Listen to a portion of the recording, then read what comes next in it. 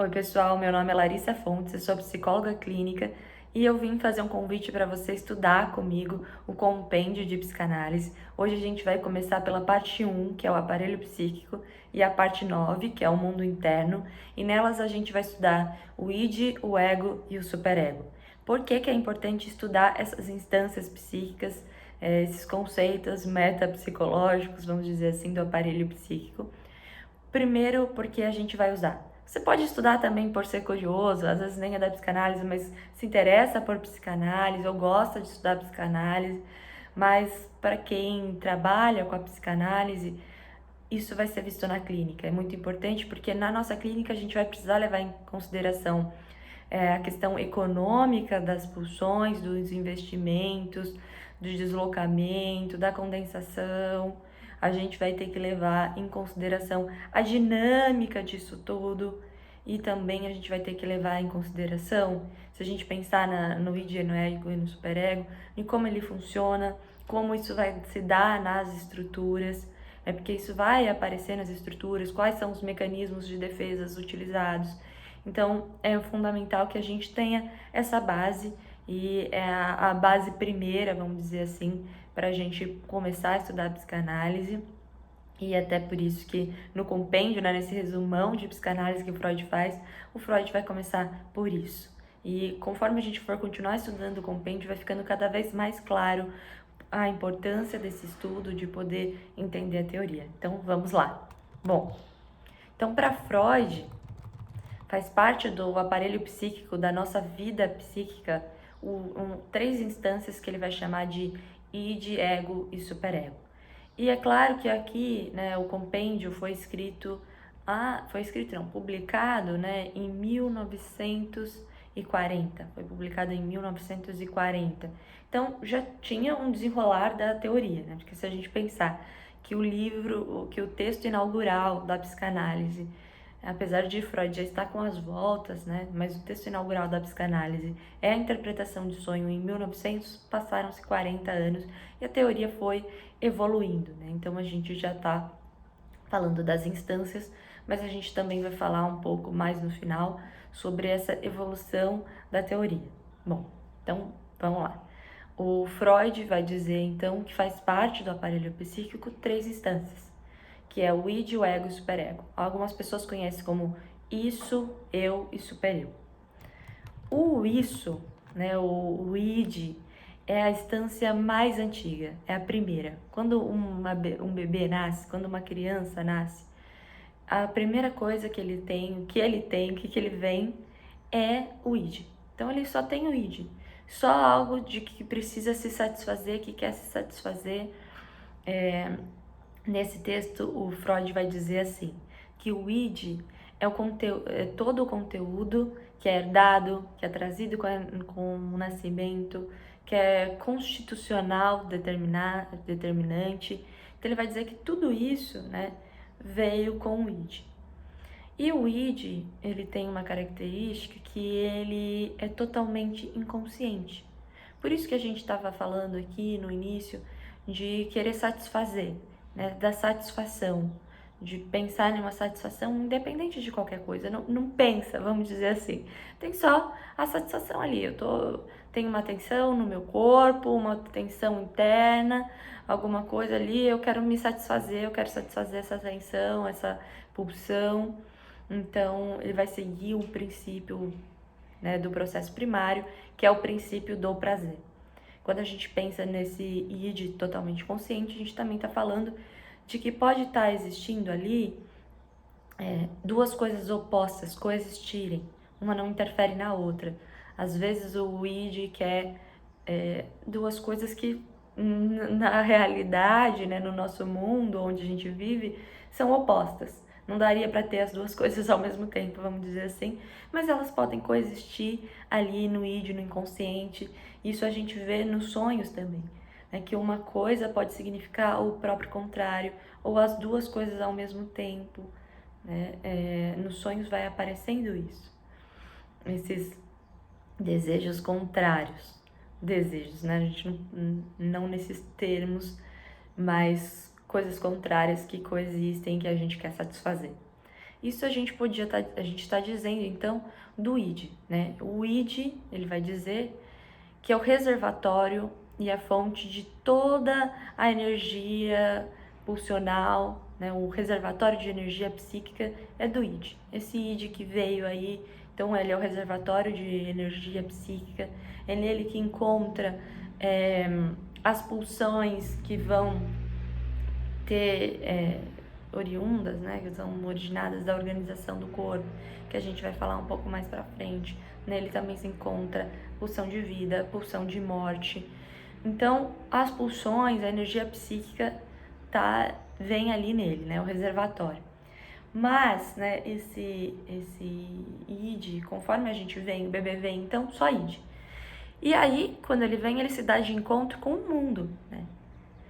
E o que acontece? Uma parte desse id vai se desenvolver, vai se diferenciar e vai virar o ego. O ego, ele vai se desenvolver a partir do nosso contato com o mundo externo. O ego, ele tem algo relacionado, esse desenvolvimento está relacionado com as sensações corporais e também com a ação muscular. Por exemplo, eu quero tomar um chá, então eu vou, estico meu braço, pego o copo de chá, a xícara de chá. Então tem algo de uma ação muscular. O bebê quer tomar a mamadeira, segura a mamadeira, até que demora, né, para ele conseguir segurar, porque ele ainda está se apropriando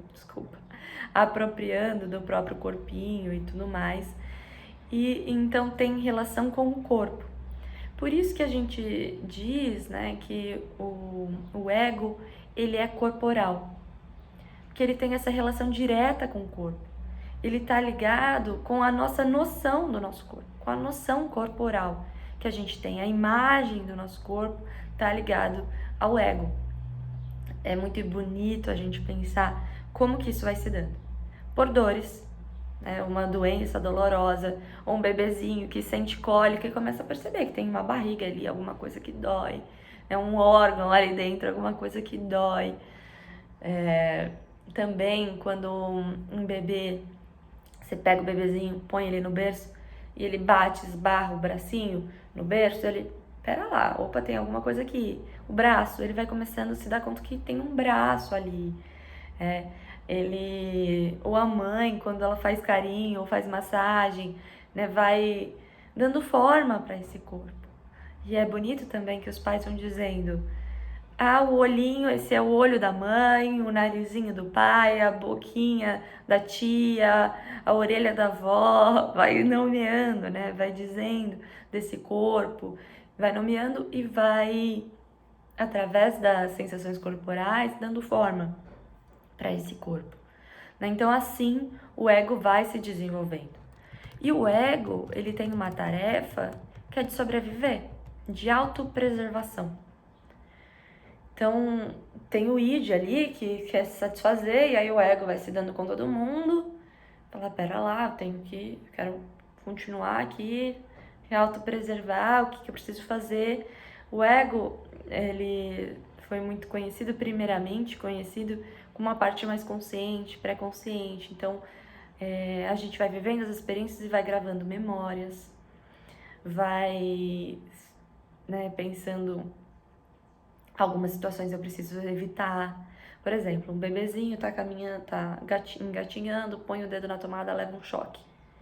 Então ele já sabe, gravou na memória, já sabe que ele tem que fugir disso, não vai mais pôr o dedo na tomada, né? Tem algo disso, né? Dessas coisas que a gente vai pensando mais do consciente.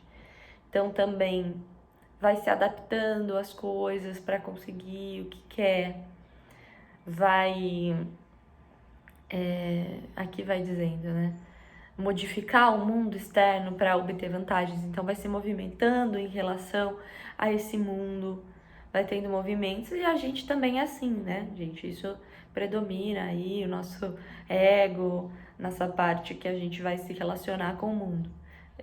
O ego é isso, então, que se relaciona com o mundo através do corpo. Ele vai se relacionar com o mundo, é o ego que vai sofrer as consequências das nossas atitudes. Então, ele vai dizer que o ego é determinado principalmente pelas vivências individuais desse indivíduo. Então, o ego é essa parte. Aí, seguindo mais um pouco, ele vai trazer que, então, o ego foi se desenvolvendo e o ego ele vai ter uma função de mediador. O ego ele vai mediar esse id, que quer se satisfazer a todo momento, que o ego está em contato com a realidade. Ele vai falar, olha, o id quer isso, mas tem uma realidade aqui. Como que eu vou fazer? Eu posso chorar, mas para tomar um leite, mas a minha mãe não tá, não é minha mãe que tá, por exemplo. Existe uma realidade que nós vamos nos tomando conta dela, né? Nos dando conta dela. Então, tem que ter uma mediação. Mais pra frente, que a gente vai ver já, tem o superego também. E aí, o ego, ele precisa mediar entre as 3 instâncias. Mediar o id, que quer se satisfazer a todo momento. O ego, que quer restringir essa satisfação. E a realidade, o mundo, que não tem como passar por cima. O mundo continua ali, né? E o mundo tem as suas questões. Não dá pra fingir que não existe uma realidade. Existe uma realidade. E a gente responde a essa realidade também. O ego, ele vai mediar, então, essas 3 instâncias para satisfazer as 3, para aliviar as tensões. Essa é uma parte muito importante de aliviar as tensões, que é, então, que o ego ele vai fazer um compromisso, ou vai satisfazer, ou vai pensar a melhor forma de satisfazer os 3, ou não vai satisfazer, ele vai ver como ele vai fazer, vai mediar essa decisão, é ele que vai decidir, que vai mediar, quando e qual a melhor forma, para poder fazer o quê? Para eliminar o desprazer. Porque tem uma elevação, uma tensão, vai ser gerado ali uma elevação de tensão, seja por estímulos internos, estímulos externos, independente do que for, vai ter então um aumento da tensão que vai ser lido como desprazer. Vai mandar um sinal, né, de angústia, perigo, tem que ser feito alguma coisa para diminuir, para aliviar essa tensão. E o ego, então, vai mediar nesse sentido de poder aliviar essa tensão da melhor forma para que as 3 instâncias possam ficar satisfeitas. Bom, além disso, o ego ele é responsável pelos mecanismos de defesa. E aí entra o que a gente foi falando da teoria que foi se desenvolvendo.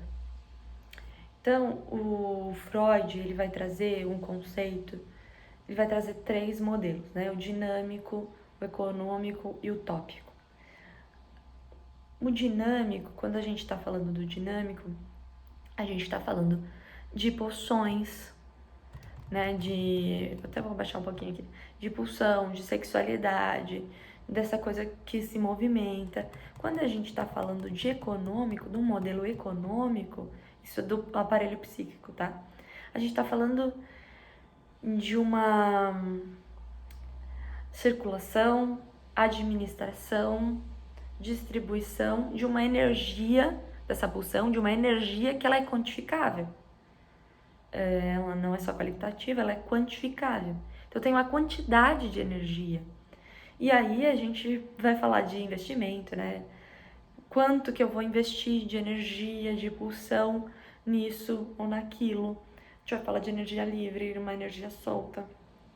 A gente vai falar de energia ligada, essa energia que vai se ligar a representações e que daí a gente vai poder elaborar, né? A gente vai falar de descarga, a gente vai falar de deslocamento, de condensação. Olha como é importante a gente saber do modelo econômico. O investimento, por exemplo, a gente vai estar dizendo na clínica. Quando a gente fala de dinheiro na clínica, a gente está, na verdade, falando, claro, gente, um parênteses aqui, além de que o analista precisa pagar contas, além disso, que é um fato, né, da realidade que se apresenta, além disso, quando a gente fala de aparelho psíquico, pensando exclusivamente agora no aparelho psíquico, a gente está falando, o dinheiro também é uma forma de quantificar o investimento. Por isso que alguns autores vão trazer a importância, principalmente, né, os lacanianos, a importância do dinheiro em um lugar de não pagar nem mais, que vai se sentir desconfortável, não vai conseguir, nem menos, que vai ficar muito assim, né? Pagar o quanto pode realmente pagar, porque é o tanto de energia pulsional que eu tô colocando no meu tratamento. Porque vai ter um outro lado que é a resistência, que vai estar, não quero entrar em contato com isso, e o dinheiro vai estar mediando, investindo pulsão, né, nesse tratamento. Então é muito importante nesse sentido. É interessante que alguns, às vezes, uma intervenção é um aumento do valor da sessão, né? Parece que a sessão não está caminhando, daí você aumenta a sessão e de repente o negócio flui, anda. É muito interessante nesse sentido, mas aqui a gente, no investimento e no pagamento, nesse investimento pulsional, nem sempre a gente vai estar falando de dinheiro mesmo, físico, porque a gente investe não só dinheiro no nosso tratamento, a gente investe tempo, a gente investe um monte de outras coisas, né? Mas, por exemplo, num tratamento de uma criança, onde os pais pagam, ou num tratamento social, por exemplo, que a gente vai pensar em formas de pagamento. E daí da criança, tem alguns profissionais que eu já ouvi falando que fazem, de olha, você vai pagar esse seu tratamento de alguma forma. Então, como que a gente pode pensar? Ah, um desenho. Você pode pagar o analista com um desenho, ou você mesmo vir trazer o dinheiro para o analista. Enfim, podemos pensar. Isso do investimento é interessante porque às vezes também pode ocorrer de, por exemplo, o analisando falar, olha, eu posso pagar X, mas aí vai ser meus pais que vão pagar. Se for eu que for pagar, eu posso pagar Y. E aí o analista fala, então vamos ficar com Y, que é o quanto você pode pagar. Isso também pode ser uma intervenção, é claro que aí é um olhar cuidadoso para cada caso, e a gente, no dinheiro, a gente dá para falar, né, uma vida, uma dissertação aqui sobre o dinheiro, a implicação do dinheiro no tratamento. Inclusive, tem um livro do Quinet, muito bom, que é 4+1 funções de análise, se eu não me engano, e tem um capítulo que um capítulo que chama Capital e Libido, que vai falar exclusivamente de dinheiro no tratamento psicanalítico, né, de como o analista deve lidar com isso. Fantástico, magnífico, mas quando a gente tá falando do dinheiro, porque é um dos vieses da clínica, mas a gente poderia estar falando de um investimento libidinal de outra forma. Às vezes a pessoa pode pagar um valor muito simbólico ou nada, ou pode pagar com uma outra coisa e ser um tratamento muito bom, né? Um tratamento que vai, que funcione, que caminhe, que tenha investimento, que, né, nesse sentido. Então, algo importante para a gente pensar no modelo dinâmico, já fomos para outra coisa, mas é só para a gente ir atrelando, né, essa teoria também com a nossa clínica, porque às vezes fica muito separado e a gente não sabe muito bem como usar. Bom, então o Freud desenvolveu um modelo tópico. Num primeiro momento, era a primeira tópica para tentar colocar um lugar. Então, a gente tinha até aquele iceberg, né, que era consciente, pré-consciente, embaixo todo o inconsciente. Eu tinha esse modelo, foi uma tentativa do Freud de colocar um lugar, e aí depois, mais no desenvolver da teoria, lá em 1920, em Além do Princípio do Prazer, vai trazer o id, o ego e o superego, vai falar de algo que não é tão estático, né, como esses lugares. Então, não vai descartar inconsciente, pré-consciente e inconsciente, mas eles vão ser atribuídos como formas de atributos de qualidade a essas instâncias. Tanto que o id é totalmente inconsciente, o superego ele é pré-consciente e inconsciente, e o ego ele é consciente, pré-consciente e inconsciente. E é isso que a gente estava falando, né? Como que a gente vai pensar no ego pré-consciente, que é isso que a gente tem, inconsciente, que antes era mais visto como consciente, até por todos esses atributos da memória, da atenção, de planejar, de fuga, até por isso eles eram vistos mais como consciente ou pré-consciente. Mas tem algo muito importante que são os mecanismos de defesa. Gente, no id e o ego, um texto de Freud, deixa eu ver aqui de que ano, de 1923, ele vai falar bastante sobre o ego como uma parte inconsciente, né? Uma parte que a gente não tem muito conhecimento, desse que foi se desenvolvendo do id, tá? Muito interessante para quem quiser ler mais sobre isso, vale a pena. Mas o que nos interessa aqui que o ego, ele que é o responsável pelos mecanismos de defesa do id. Eu não sei se eu falei no começo, mas isso é importante porque os mecanismos de defesa, a gente vai pensar nas estruturas, a gente vai pensar, né, em como que o ego vai lidar com o id, com o superego e com a realidade. E então é muito importante a gente poder pensar nisso. Dependendo do autor, vai falar mais e mais, enfim, todos os autores vão falar sobre os mecanismos de defesa do ego. E então a gente pode atribuí-lo como uma parte do inconsciente, né? Não é consciente. Eu vou atribuir esse mecanismo de defesa, eu vou. O recalque, né? Eu vou passar essa informação que eu não quero ter contato para o inconsciente e, né, tentar manter ali no inconsciente. Não é conscientemente que a gente faz isso, inconscientemente. Então, o ego tem ali os mecanismos de defesa, tem as partes dele inconsciente. Isso é algo importante, né? Aí eu trouxe uma parte que vocês vão acompanhar as referências aí, né?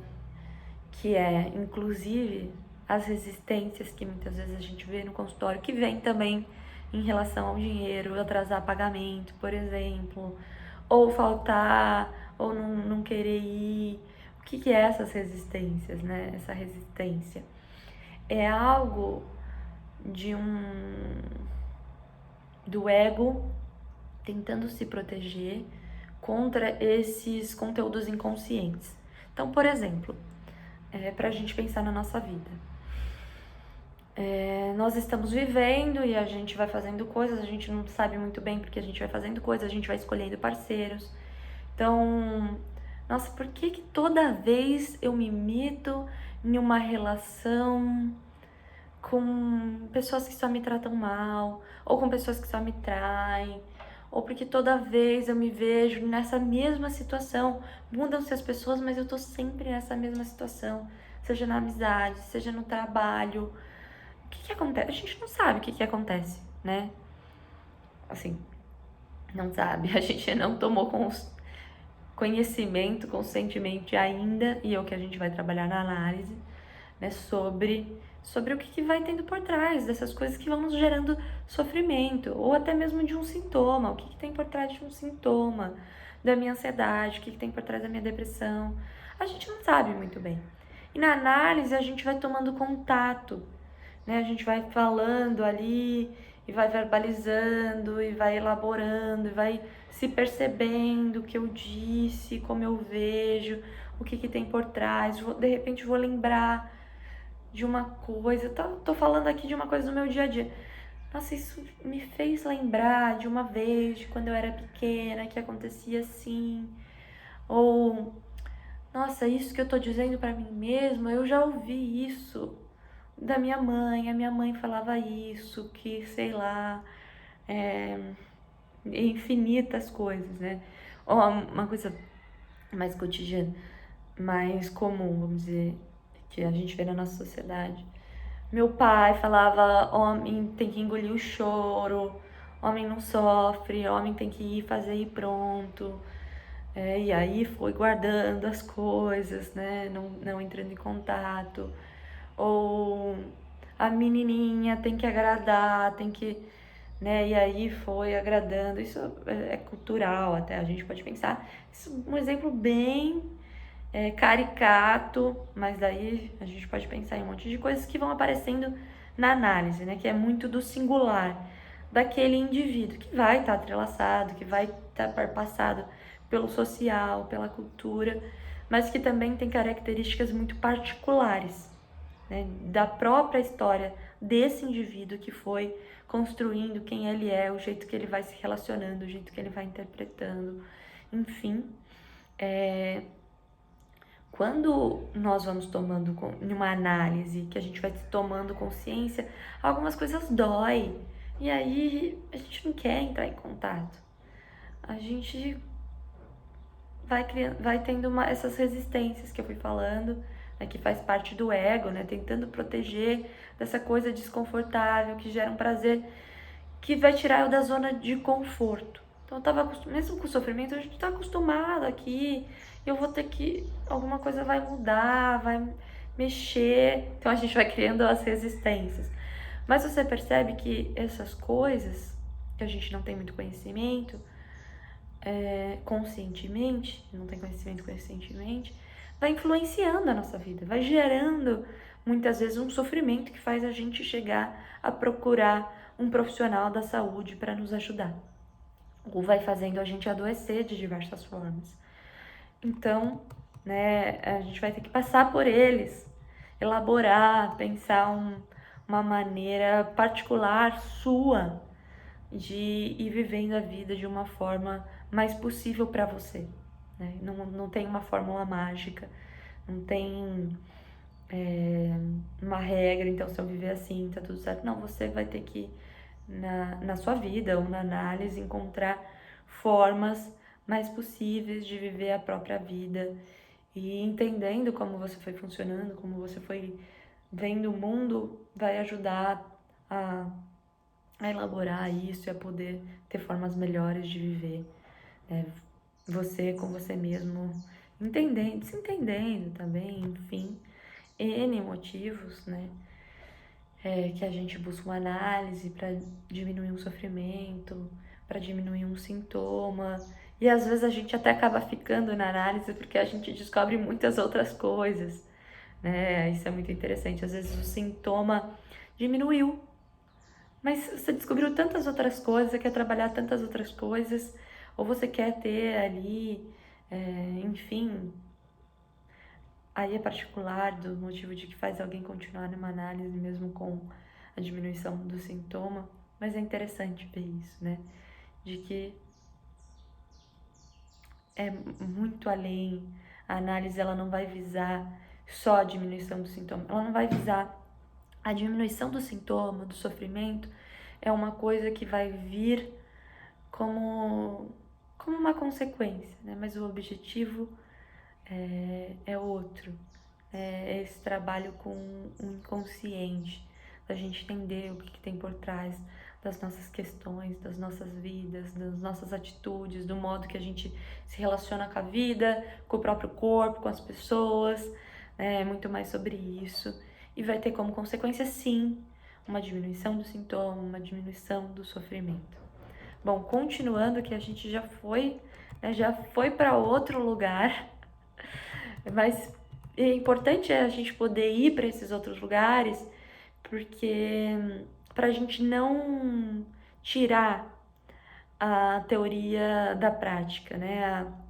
A teoria e a prática, elas, principalmente para quem trabalha com isso, elas precisam andar lado a lado e muitas vezes elas ficam separadas, ficam uma coisa distante da outra. Às vezes você tem uma bagagem teórica, mas você não sabe muito bem como aplicar na clínica, e isso é de fundamental importância, né, para a nossa clínica, para o nosso trabalho psicanalítico, né, vamos assim dizer.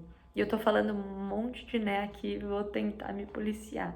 Bom, continuando, falando um pouco do superego para a gente finalizar isso. Então, o superego, ele vai se formar lá por volta dos 5, 6 anos, né, onde ele vai se desenvolver mesmo. Tem alguns autores, por exemplo, Melanie Klein, que vai dizer que o O superego, me desculpa, o superego existe um superego primitivo, desde muito novo, mas é que a gente está em Freud, e o Freud vai dizer que o superego vai se desenvolver lá para os nossos 5, 6 anos, quando a gente liquidar o complexo de Édipo. Então ele vai ser um herdeiro do complexo de Édipo. A gente vai falar um pouquinho mais sobre isso, mas enfim. Como que acontece isso? Então, uma parte do mundo externo. Então, tinha o id, e aí foi se desenvolvendo o ego, porque a gente foi se relacionando com o mundo ao nosso redor, tomando conhecimento. Apesar a partir da nossa parte motora, a partir da superfície do aparelho psíquico, a partir da superfície das sensações corporais. E aí, a gente vai se relacionando nessa sociedade, e essa sociedade tem o quê? Os nossos pais, que pode ser, gente, uma instituição, e também pode ser pessoas que fazem a função paterna e materna na nossa vida. Então, a gente vai incorporando ali, não é os pais reais, tá? É uma parte, a gente vai incorporando também o superego dos nossos pais, uma parte dos nossos pais. Mas é essa relação que a gente vai tendo com o mundo, com as leis, com as exigências, com as regras, com a cultura, com as tradições familiares, com as questões de raça, de etnia, desculpa, raça era o que estava escrito lá, né? Porque é muito antigo. Com as questões de etnia, com as questões culturais, com as exigências do meio social que cada um nasceu. Então, tudo isso vai influenciando a formação desse superego. Por exemplo, as leis. Né? Tem uma lei na sociedade que se você roubar, se você matar, se roubar, se pegou alguma coisa que você queria ali sem pedir ou sem comprar, você vai preso. Né? Tem umas leis, inclusive, que os nossos pais respondem a essas leis. Então, tudo isso a gente vai incorporando, essas exigências, essas leis, essas regras. Então, essa porção do mundo exterior, que foi sendo abandonada parcialmente como objeto, né? A gente se relacionava com os pais como objeto, com as coisas, com o mundo, mas a gente abandona como objeto para quê? Por identificação, a gente vai se identificando e a gente vai incorporando, trazendo como algo do mundo interno, vai fazer parte de nós também.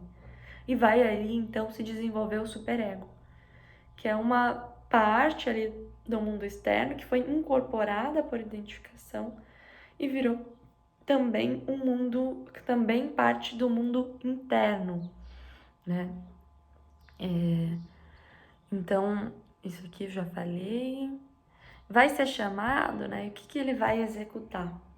Esse superego, ele vai ser um representante, então, da lei, das exigências dos nossos pais, e ele vai executar uma função julgadora, quase como conhecido aí como a nossa consciência moral.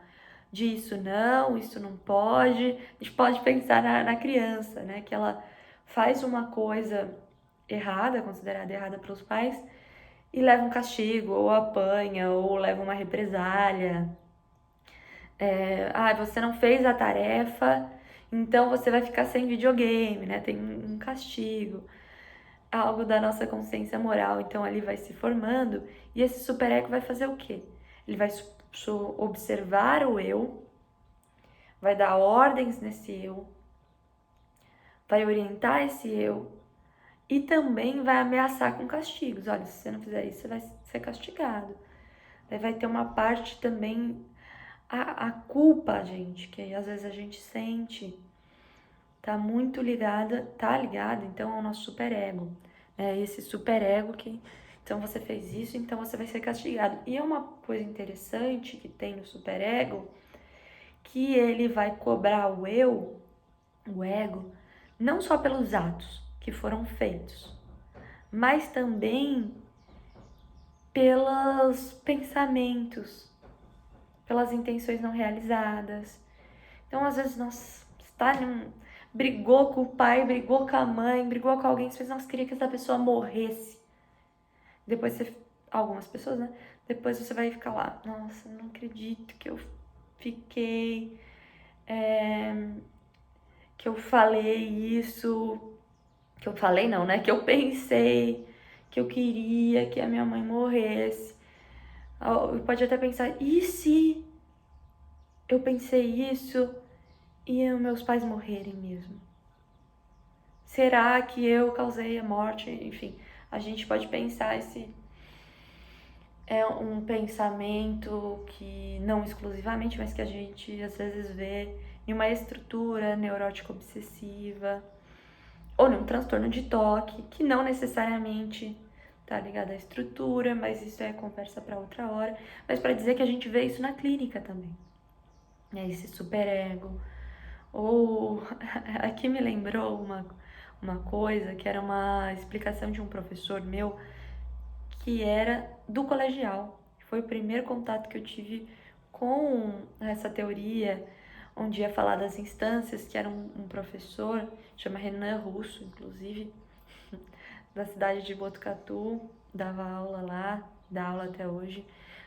Deu aula no colegial e, não sei porquê, em alguma das matérias falava de Freud, falava das instâncias psíquicas, e ele deu um exemplo que eu gravei até hoje comigo e que na época me marcou muito, que eu pensei, gente, funciona assim, gente, tem uma hora que eu sou muito mais id, tem uma hora que eu sou muito mais superego. Pra mim fez um total de sentido na época, e depois fui ver que a teoria era muito mais do que isso, né? A psicanálise é muito mais do que isso. Mas então, nesse primeiro momento, esse professor, ele foi trazendo a ideia, assim, deu um exemplo de um amigo que foi na festa universitária lá, bebeu horrores, e aí quando ele bebeu, pôs o ego e o superego para dormir, e ficou só o id tomando conta, e tinha a namorada de um amigo, ou alguém que um amigo tava afim, ele foi lá e ficou. É o id quer satisfazer ali, quer satisfazer a todo momento, então foi lá e ficou com essa namorada desse amigo. E aí voltou para casa, dormiu. No outro dia, o que acontece? A ressaca moral, a famosa ressaca moral, que é o superego tomando conta. Você é uma pessoa horrível, como que faz isso? Né? Tudo isso. Mas isso é só para exemplificar uma caricata, né? Só pra gente conseguir fazer uma imagem mental ali e entender um pouquinho melhor de como as instâncias funcionam. É um exemplo que me deram uma vez e que me marcou muito, muito gostoso de até rememorar ele. Enfim, para dizer isso, para dizer que é o superego que vai vir ali, e muitas vezes a gente vai falar até de um superego severo. Aqui deixa eu até ver aonde tá falando disso. Aqui. Você vai ver na clínica às vezes tem um superego super severo, e aí a gente vai pensar, mas não tem nada a ver com os pais. Ou, por exemplo, nossa, eu fiz uma coisa, fui contar para os meus pais, queria falar alguma coisa com os meus pais, achei que ia ser um negócio, tem a ideia de uma mãe super brava, mas a realidade não é. Minha mãe falou, tudo bem. Por exemplo, né, gente? Então, não necessariamente não corresponde aos pais reais, tá? É uma identificação com uma parte dos pais, mas não necessariamente com os pais reais. Pode ser até com o superego dos pais, com a sociedade, com tudo isso que a gente falou antes, tá? Essa severidade vai estar relacionada à força de defesa que foi utilizada contra a tentação do complexo de Édipo. Então tá muito mais ligada a como a pessoa lidou com o complexo de Édipo lá na infância do que realmente com os pais reais dela. Então isso é algo muito importante da gente pensar. Só para finalizar, isso, só um adendo que nem foi colocado ali, que é o ideal do ego, que vai trazer uma exigência a imitar. Então, e isso a gente também vê na clínica, né, que eu tenho um ideal de ego, de como eu deveria ser, e que isso gera muito sofrimento também, né? A distância entre o ideal do ego e nós, né, e o ego, essa distância vai gerar um sofrimento. Quanto maior a distância, maior o sofrimento. Mas isso é conversa para outra hora, a gente pode se estender muito pensando nisso. Mas por hoje a gente vai ficando por aqui. Eu espero que vocês tenham gostado, que deu para linkar a teoria com a clínica também, para que a gente possa usar isso, né, de fato, ser algo que a gente possa usar. Espero que vocês tenham gostado e venham comigo que toda quinta-feira, quinta que vem, vai ter um novo vídeo para a gente continuar estudando o compêndio de psicanálise. Se tem algum outro texto de Freud que você queira estudar, comenta aqui e a gente vai juntos, tá bom? Muito obrigada, até a próxima. Tchau!